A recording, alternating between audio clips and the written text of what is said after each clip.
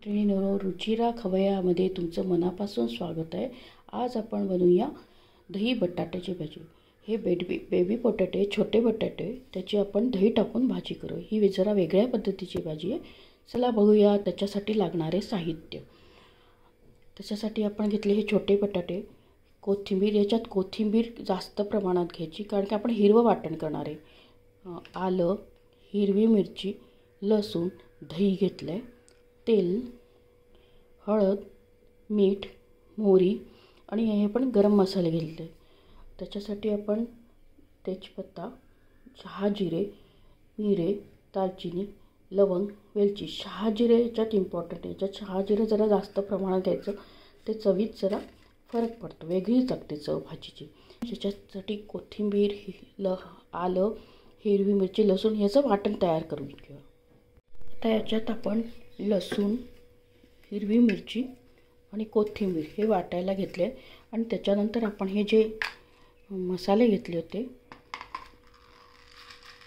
मिरे, लवंग आणि शहाजिरे, हे सगळं आपण वाटून घेऊया। हिरव्या मिरच्या, याच्यात आपण लसूण, कोथिंबीर, आलं, हिरवी मिरची आणि जे खडे मसाले होते, शहाजिरे, लवंग, दालचिनी, वेलची आणि मिरे, हे सगळं आपण त्याच्यात वाटून घेऊया। तेल तापत ठेवलं, त्याच्यात आपण मोहरी टाकूया। मोहरी टाकली की तेजपत्ता टाकूया। त्याच्यात जो मसाला तयार केला होता, हिरवी मिरची, कोथिंबीर, लसूण आणि खडे मसाले, तो टाकूया आणि हळद टाकूया।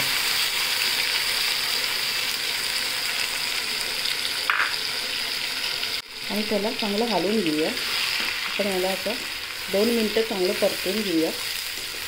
त्याचा कच्चेपणा मसाल्याचा निघायला पाहिजे। हे हिरवट वाटण केल्यामुळे आणि खडे शहाजिरे टाकल्यामुळे या भाजीची चव एकदम वेगळी होते, छान लागते भाजी एकदम। हे आपण बेबी पोटॅटो, छोटे पोटॅटो हे उकडून घेतले, त्याची सालं काढून आपण आता या मसाल्यात टाकूया आणि मीठ टाकूया चवीनुसार आणि त्याला व्यवस्थित घालून घेऊया, म्हणजे ते मसाले सगळे। आणि त्याच्यावर 2 मिनिटं आपण झाकण ठेवूया। झाकण काढूया,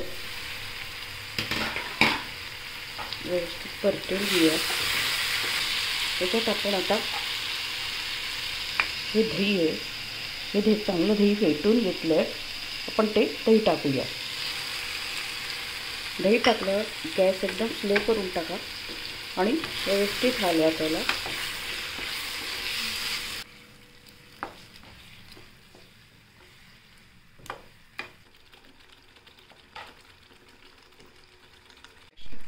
टेस्टी दही बटाटा भाजी रेडी आहे। ही आपण आता बाउलमध्ये काढून घेतली। तुम्ही करा आणि माझ्या चॅनलला लाईक आणि सबस्क्राईब करा।